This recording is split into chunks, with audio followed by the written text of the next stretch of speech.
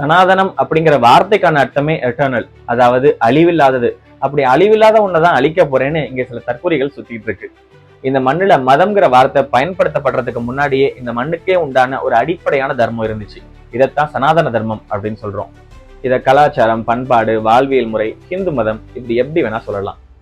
தங்களோட நம்பிக்கை தங்களோட நோக்கத்துக்கு எதிராக இருக்கு அப்படிங்கிற காரணத்துக்காக பல காலங்கள்ல இதை பலர் அழிக்க முயற்சி பண்ணியிருக்காங்க. ஆனா கொஞ்சம் திரும்பி பார்த்தா இதை அழிக்க முயற்சி பண்ண எல்லாருமே அழிஞ்சு போனதாதான் வரலாறு. இப்பவும் கூட சிலர் சனாதனத்தை அழிக்க போறோம் அப்படின்னு சொல்லிட்டு சுத்திட்டு இருக்காங்க. இதை எதிர்த்து மக்கள் கேள்வி கேட்டா, நாங்க சனாதனத்தை தான் அழிக்க போறோம்னு சொன்னோம், ஹிந்து மதத்தை சொல்லல, எங்களுக்கு எம்மதமும் சம்மதம், நாங்கெல்லாம் மதச்சார்பற்றவர்கள் அப்படின்லாம் உருட்டுவாங்க. கடந்த திமுக அரசுலதான் இந்த மாதிரி அவலங்கள்லாம் நடந்துச்சுன்னு பார்த்தா தாவேக அரசுலயும் இதே கொடுமை தொடருது. தனக்கு எதிரிலே நின்று எதிர்கட்சி தலைவர் பேசினதையும் தன்னோட சொந்த கட்சி எம்எல்ஏ பேசினதையும் முதல்வர் விஜய் வேடிக்கை பார்த்துட்டு தான் இருக்காரு.